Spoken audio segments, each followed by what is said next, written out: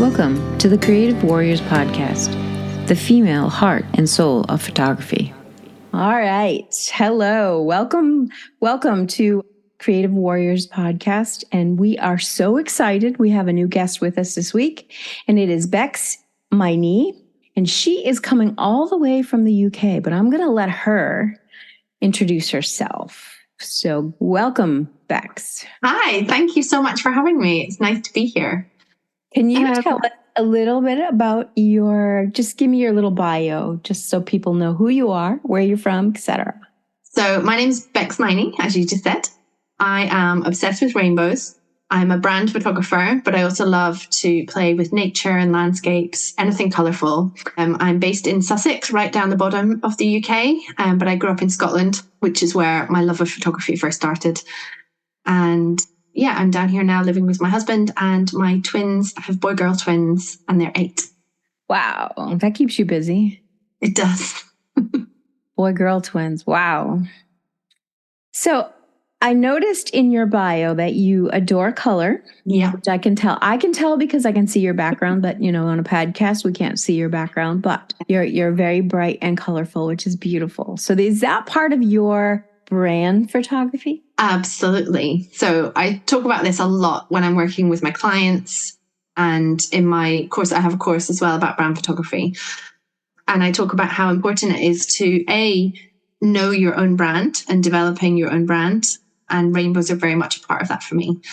And I'm always saying about how that makes it easier. If you choose something that you love for your brand, then it's easy to keep it up.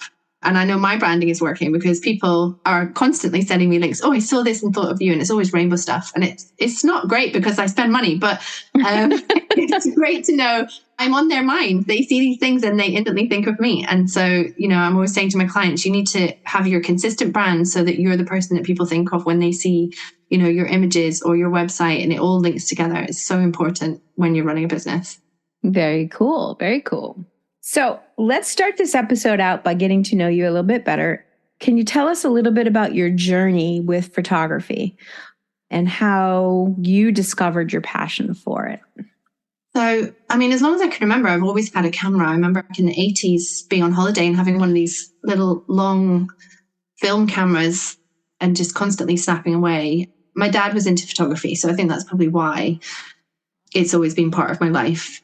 I remember his slideshows. It was mostly birds and planes, but I used to love it when there was pictures of us as a family and we would sit down. It was a big thing. Back in the 80s, you would get the big projector screen out from a roll, and, there was a big clunking machine that he would click and it would spin round. Did it ever get stuck and burn the film? I don't think it ever got stuck because he was in charge of pressing the button to move it along. It was that, it didn't spin or anything. It was very, very rudimentary, kind of click and it moves. Oh. But yeah, just always loved that. And then it was really only when I when I was a student, as part of we had to do an elective project basically during one of the summers between years. And I went around the world by myself. I flew to Australia alone. I was about 21. And that was the time I bought my first digital camera for that trip. Just a little Casio XLM 3.1 megapixel camera, or 3.2. Probably hot in the day, right? Yeah. And I just took so many photos. Then it was when I got back from that trip that my dad was sort of like, oh, these are quite good. You should maybe enter some competitions. And he encouraged me. And I got more and more joined an online photography community. So this was 2004, and started getting more and more into it. And then by the following year, when I graduated, my parents bought me my first digital SLR camera. And so that's when I really started to take it more seriously and just became obsessed basically after that. So that's where it all started. So I blame my dad. And the world trip sounds like an incredible experience. Oh, it really was. Honestly, I feel like it was kind of a turning point for me when it came to all sorts of things. My confidence really was the trip of a lifetime. Just, having to make friends with people, because I was there by myself on the other side of the world, backpacking, proper, budget style, living in dorms. And bizarrely flew to Sydney, and the first dorm I was in met someone who lived 20 minutes away from me back home in Scotland. So bizarre. So yeah, it was an amazing experience. And as part of it, so when I was at uni, I was studying dentistry. I do dentistry part-time still. I do that 2 days a week, and photography the rest of the time. And when part of my project while I was out there, because we did have to do some work, was working with the Royal Flying Doctors Association. So I got to go out with their dentist in their tiny little plane with suitcases of instruments and a little compressor. And I got to sit up front with the pilot because there was nowhere else for me to sit. There was no room. And it was just amazing. The views were breathtaking. They had to check there were no kangaroos before we landed on this little strip of land. And just, oh my goodness, the sunrises, because we were out there before dawn and viewing, it was unbelievable. So the colors from those sunrises were so inspiring. And I was just taking photos through the, it's probably not called a windscreen, but the windscreen of the plane in the cockpit. And yeah, it was really life-changing getting to experience that. And doing it by myself really did help me develop as a person. Yeah, I know. I've traveled a little multicultural, and I don't do it as a tourist. I do it as I live with the people kind of, thinking. And I just know that there were paradigm shifts from those trips, because what we, especially here in the US, we have such a cultural, there's so many cultural lessons you don't even know until you step into another culture. Yes. And then you really see and challenge a lot of the things that are normal, because nothing is normal in that culture, and you're like, what is normal? It opens your eyes to all kinds of stuff. It's a great experience. I recommend, traveling outside of your culture. Yes, absolutely. Really just to learn about yourself, if nothing else. I did it alone with my daughter, and she was probably 8 the first time we traveled. And, that takes a leap of confidence and faith and fear, and you overcome it, right? You just do it and you have a ball, right? Probably in super dangerous situations, but you don't know. And that's okay, because I lived. I'm here to speak about it. Anyway. Okay, so you have a great passion. Now, you started in nature and landscape. Yeah. And you kind of transitioned. Yeah. It's a very common story of, I used to, when I was up in Scotland, taking photos of like tiny little mushrooms and crawling around and using my tripod all the time for, these sort of dawn and sunsets and things like that. And people used to say to me, oh, you're so good. You're such a good photographer. You should do weddings. Why do people automatically always go to weddings? I had no interest in that whatsoever. I still don't. And they're, oh, you should take pictures of people. And I was just like, no, I don't do people. I'm not a people photographer. Not interested. It's completely different. I'm not a technical photographer. I like to just stick my camera on a tripod and experiment and do long exposure. You never know what you're going to get, especially with the colors. And I was like, no, with people, you have to know your settings and be quick. And I was just like, no. And then I had my own people. So when I had the twins, I was like, oh no, I do want to take photos of these people. They're very cute. I was lucky they were very photogenic, even if I am a bit biased. And so I had got myself a nifty 50. And I thought, I can do this. I know what I'm doing. And I did not know what I was doing. And I just, my photos were fine, but I just didn't love them. They were just cute pictures of their cute faces. There was no storytelling aspect. At the time, I didn't really even know what it was I didn't like about my work. And so I booked a mentoring session with Claire Barker-Wells. So at the time, she had developed a really amazing style doing family stuff. I know she does a lot more teaching now, but she lived in Malaysia, and my parents have retired to Malaysia. So when we went to visit them, I booked an in-person one-to-one with her, and completely changed the way I saw my work and how I approached it. And as soon as I got back, I bought a wider angle lens, upgrading my camera, just wanted to spend money. But it really made a difference. Having that wider angle, getting the story in there, stepping back, not always worry about them looking at me, because that was in my head, I had to get their faces looking at me. And now, I love a faceless portrait these days. And I got really into the details, and I also changed the way I edit. And it was all little things that she pointed out to me. She's like, you are taking these photos, but you're sort of discarding them. You're not really seeing them, and you're not editing them. And I was like, oh, yeah, I do like that, actually. So it's amazing, actually, getting that outside perspective, looking at your own work and how it just makes things click sometimes.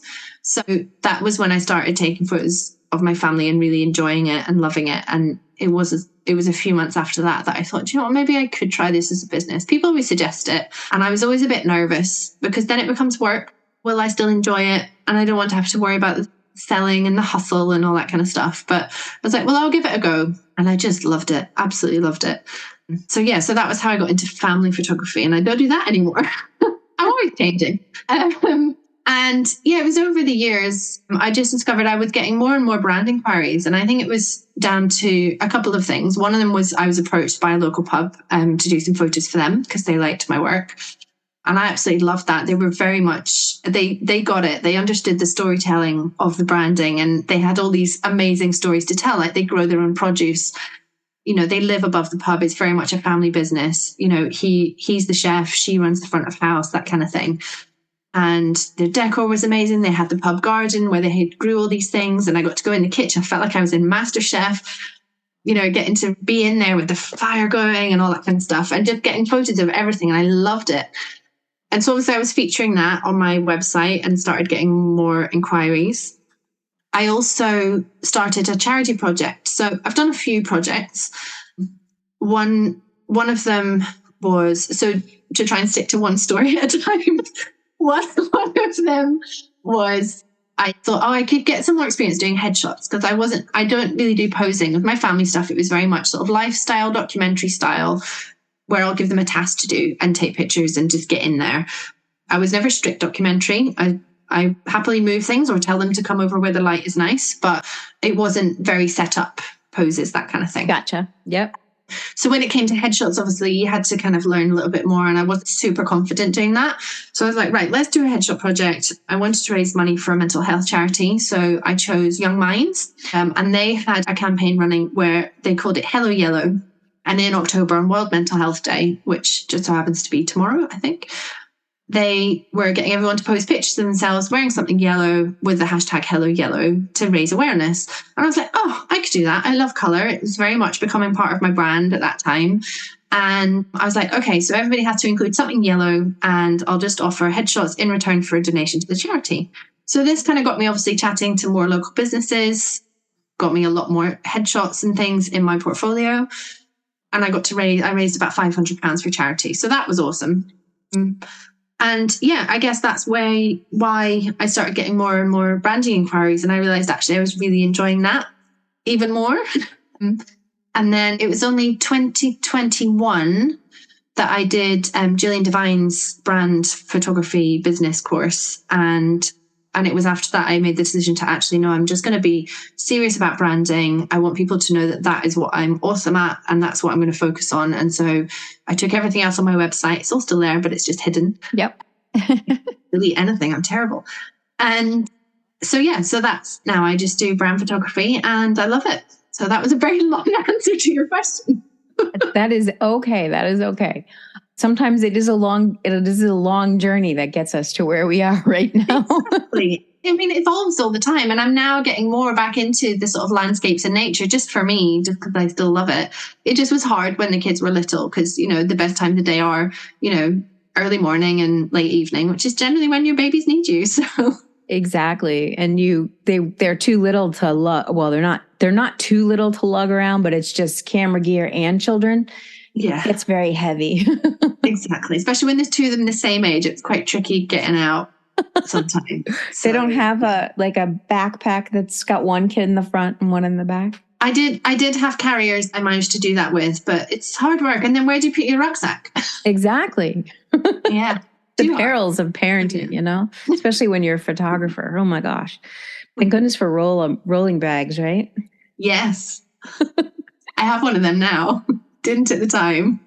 If you enjoy the Creative Warrior podcast, the female heart and soul of photography, please like, subscribe, share, and comment. Thank you. I would imagine that photography has kind of taught you to stretch yourself. So can you describe a time when you were on this journey and you had to really push yourself beyond your comfort zone and how you accomplished that? So I think when it came to photographing people, because it, like I said, just wasn't anything that I was used to. It was a whole different ballgame because it wasn't just stick a camera on a tripod and then play and experiment. You had to be a lot quicker because people were there. You can't just say, just you wait there while I play. I mean, I do still sometimes do that now, but only when they really know me. when I've got my crystals in front of my camera, I'm like, you just keep smiling. I'm just going to keep moving this until something works, and then we get magic. But I don't do that at the beginning of a shoot when people are more nervous. So yeah, I think first it was, like I said, trying to take photos of my own family that I liked. It just wasn't happening. So, once I had that mentoring with Claire and then really started playing and pushing and trying to see those details. And I was always scared of shadows. I didn't like shadows at all. It was always very much diffused, boring light. And again, that was why I didn't like my work. It was all very much the same, very simple, easy, diffuse light portraits. Whereas I started seeing the beauty of the shadows and actually how, the dark and the light together can look amazing, and practicing with backlight. Oh, I was terrible with backlight when I first started trying to do that. I just had no idea because you didn't want to blow out the background and you wanted to get the thing and then trying to edit it. Whereas now I love it, especially if I can get a sun flare. I love playing with sun flares. They used to terrify me before. So I guess it was just experimenting, practicing, keep trying it, trying different settings. I would practice on my own families before I would start trying to do it with families that were obviously paying me money. So, and I spent a really long time making sure I was good enough first before I started charging. What would you recommend for somebody who doesn't have little people running around in their house in terms of developing their skills?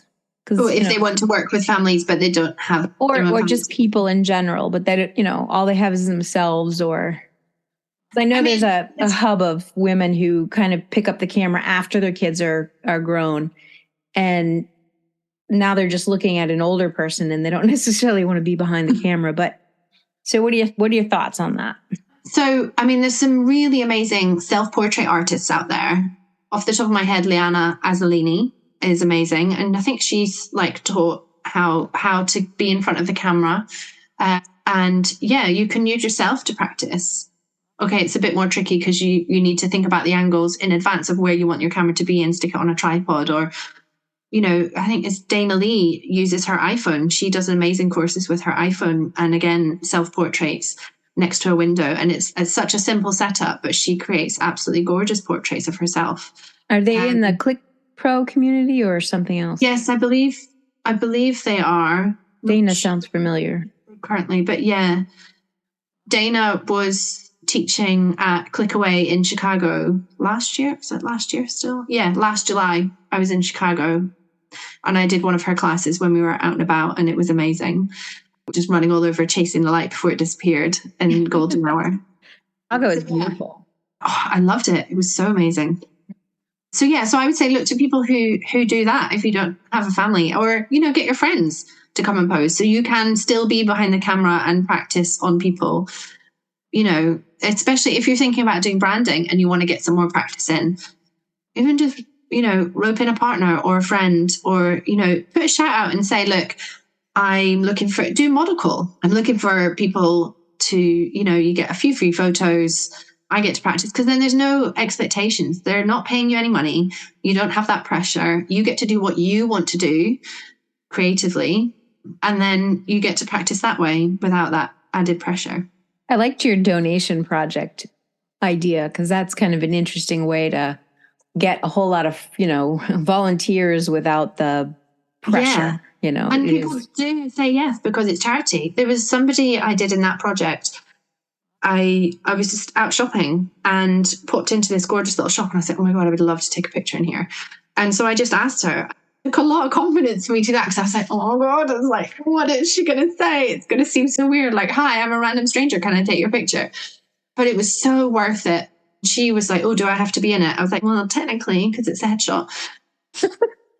And she's like, oh, I really hate having my picture taken. I was like, it's for charity.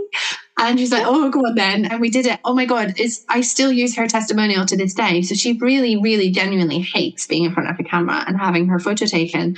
And, I just kind of got her, we had to get some yellow. So she has a plant shop, and she had some dried flowers. So we got the yellow dried flowers. I was like, we need something yellow because that's part of the project. So she was holding these dried flowers. I held some up just at the edge of my lens as well. So we had a lot of the yellow going on, and I just got her to look at them and I made her laugh. And then I showed her the picture and she's like, oh my God, I love it. She said, I never say that. And she wrote that when she posted it on her Instagram. She was like, oh, I never thought I would say this, but I love this picture. You know, I'm so nervous. And within seconds, Bex got this amazing picture. And I was just like, oh, it just felt so good. And I was so glad I asked her. And recently because I'm doing another project at the moment, basically the same thing for a different charity. And this time they get to choose the color. It has to be a color of the rainbow because the charity is Rainbow Trust. And it just, again, because I'm always saying about your brand colors are so important. So I was like, okay, I'm not going to enforce them all to have yellow because they might not want that for their brand. So I'm like, okay, you can choose your own, whatever your brand color is.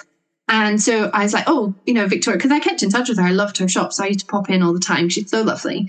And I was like, I'm doing my project again. Do you want to be part of it? And she's like, okay, only because it's you. She's like, I won't let anyone else take my picture. You're amazing. I love what you do. Yes, I'll do it. And now she's just hired me as well for a year of photos for her shop. So awesome. It does lead to good things when you ask and just, you know, be brave and take the plunge and do it.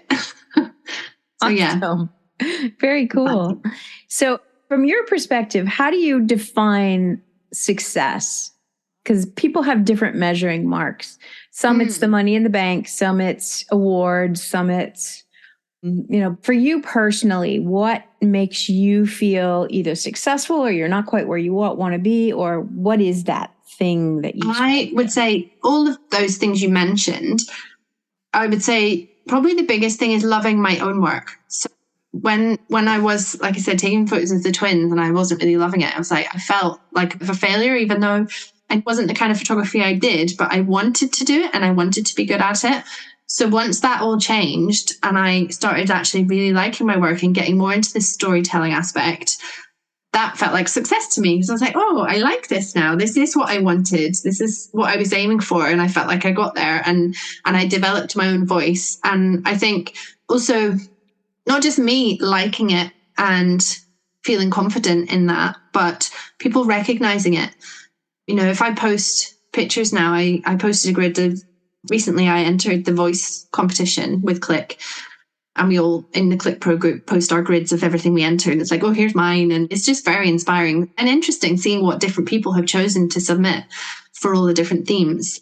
And there were people commenting saying, oh, I knew this was your work before I even read the caption. And that just to me is like, oh, amazing. Hearing that is... it's like validation, similar to getting, you know, if you do win an award, you get that little bit of validation, which is always nice. So yeah, I would say all of the above. And then obviously the fact people want to pay for my work and people see the value in, and I'm not a cheap photographer, and yet people still hire me because they're like, no, this is actually valuable. This is what I want. So that's what I would say success is to me. Okay. Very, very nice. Quick question based on what you just were talking about. You developed your voice. You know, we hear a lot about that. Was that like something that you just had an aha moment to what that is? Or did you kind of work it's and funny then see it in retrospect?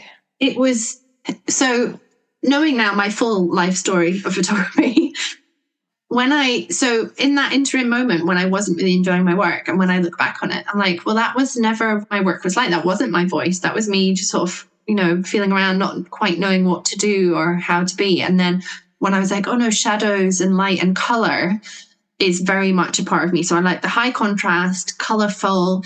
And when I look back at my landscape and nature stuff from before, when I first started with my SLR, that is what my work was like then. So I can post that work now next to my current work, and it still looks like my work because I was always drawn to the color. I've always liked the high contrast edit.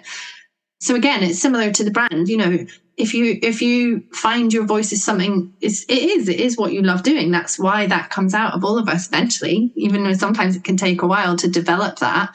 It is what you love. And so then it's easy to keep it up, if you know what I mean, and to have it across all your work, no matter what you do. So, I mean, I still take pictures of my kids now. I just not as much, and I don't post as much because, you know, they're a bit more whingy, don't want to be on Instagram. Like, oh, are you taking pictures again?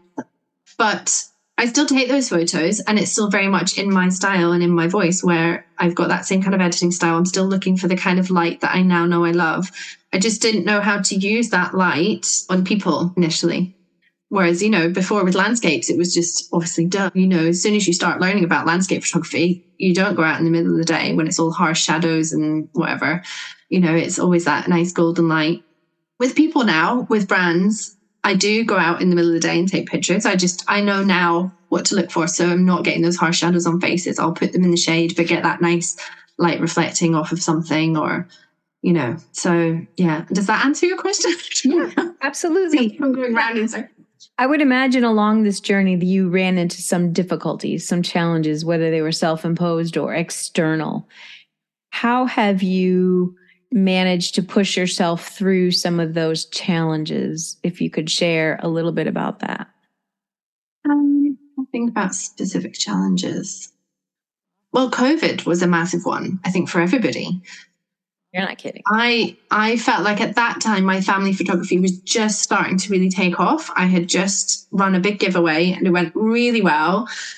And then just before the prizes were sort of sent out was when everything kind of shut down. So one of the prizes I did, it was all for Mother's Day, which here is in March. And it was like an afternoon tea for their family with the mum, and a bottle of gin and things like that, and obviously a photo shoot with me. I think they were able to go and pick up the afternoon tea as a takeaway instead of, because at that point places were closed but not fully closed. It was just at that cusp of, okay, everything's closing. And then obviously had to wait a while to do the photo shoot because everything was shut. And then even when things were opening, I was like, I've got no childcare because we still can't see those people. So that was really tricky. And during that time, luckily for me, I was already that year had decided and was in the middle of a 365 project. Okay. Although I think it was a leap year, so it was a 366. And so I was taking at least one photo every day. And then obviously with COVID, it very much did become me and my family again, because that was all I had to take pictures of, that and nature. So I think that's when I started getting more into the nature again and found that really helps me mentally. Even if it's just in the garden, because we couldn't even go anywhere. I would just get my macro lens on. I've always loved macro, and lay down in the grass and see what I can see. And, I've got photos of blades of grass with the dew on that I absolutely love. So me too. For me, it's kind of almost redirecting myself. If I find something as a challenge, I'll be like, okay, I just need to put that on pause for a while and go and do something else. So I was like, okay, well, the business basically shut down, which was a shame because I was just building some momentum. But then it was like, okay, I'm going to keep going with my 365 challenge. And that helped keep me creative because I didn't want that to be boring for me or for me looking back on the photos. I wanted it to be interesting. And then, so I was like, okay, let's do some macro and let's get pictures of the kids. And then sometimes I just need a break from photography. If I'm finding it all a bit overwhelming, I'll stop shooting for me for a while. Obviously, if I've got client stuff, then I'll still be doing that. And quite often what I do in those times is I'll get really into reading, fiction mostly. And I'll just, literally, that's all I'll do. If I'm not working on client stuff or working, I'll just be reading. And I'll go to bed early, like 8 o'clock, to read a book. And I just get so into it. And then I just sort of feel refreshed. It's just like a little step back, some time away where I'm mostly in bed reading a book. And I feel more inspired again. I don't know. I come back to it fresh and usually with lots of ideas. Sounds good. Yeah. Our Colleen Minnick, one of the first people we had on the show, she talks a lot about how that's just part of the creative process and you have to fill your mind with ideas. Yeah. Then to have more to give out. So she was episode 227. If you get a chance, it's really, really interesting on the creative process and how it works and stuff like that. But really, really cool. We are going to wrap this episode up and we are going to come back with Bex and we're going to talk about being mindful and balanced. And we will see you again. And thank you so much. One more question before you go, Bex. Tell us a little bit more about your business. So my business is called Bex Photo, specializing in brand photography. And then I've also got my teaching and mentoring arm. So I have one-to-one mentoring, which can either be in-person workshops where you can come and shoot alongside me, or I can do Zoom. I do portfolio reviews, all that kind of stuff. And then with Natalie Robinson, my amazing colorful partner in crime, we've created Camera Chameleons retreats. So these retreats are very much about color for creative souls. It's a celebration of artistry, friendship, and of course, photography. We're going to have challenges, teaching how to do all sorts of different creative techniques. We're going to touch on the business side of things as well, but it's mostly sort of creative and inspirational and very much hands-on. You're going to get to shoot loads on the weekend and come and stay with us and really delve into a weekend of you time with you and your camera, getting to play and have fun with lots of color. Good. What about your class on Click Pro? Yeah. If you're interested in finding out more about brand photography, my class is available on Click Photo School. So it's called Storytelling for Brands, the Art and Business of Brand Photography, where I talk about all of the above and how to create your own brand, how to help other people with their brand, how to structure your shoots. I've got creative ideas in there to make your shoots really stand out and be different, all sorts of things behind the scenes. We've got videos, PDFs, my whole kit's in there, and I explain how I use it and give examples as well. So there's lots going on in that course as well. Awesome. Thank you. Thank you. If you enjoyed this podcast, The Creative Warriors, the female heart and soul of photography, please like, subscribe, share, and comment. Thank you for listening to the Creative Warriors podcast, the female heart and soul of photography. See you next episode.